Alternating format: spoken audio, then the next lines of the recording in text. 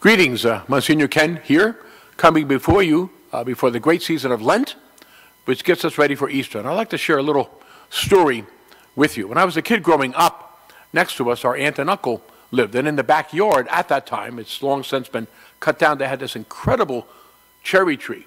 And it just had this such inviting trunk. And so one day I accepted an invitation and I did what kids do.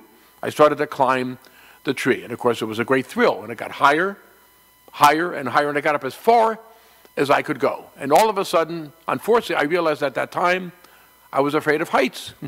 And I literally froze. Here I was stuck at the top of this cherry tree. I remember just really like hugging the tree for dear life. And of course, people started coming around and started encouraging me, tried to help me, and tried to get me to come down, but I was not moving. I was frozen in fear. There was no way that I was coming down. And despite all of the encouragement that people gave me, I was not budging. Until finally, Huey Johnson, he was the biggest kid in the neighborhood, he came to the rescue. He came over, and so finally he climbed the tree, got up to me, and eventually convinced me to let go of the tree and grab onto him, and then he brought me down to safety. If it wasn't for Huey Johnson, I'd still be up in the tree here today.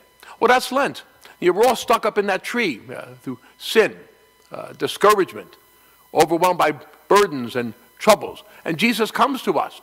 He comes to us to rescue us, to bring us to and give us the new life that he gave to us at Easter. But we got to give him a chance to do that. We got to grab on to him. And so that's Lent. So I invite us to take advantage of this wonderful season. We have a lot of special programs here at St. Mary's.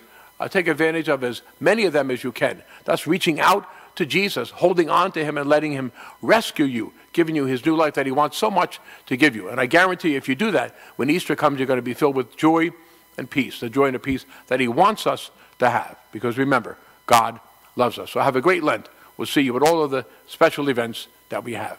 God bless.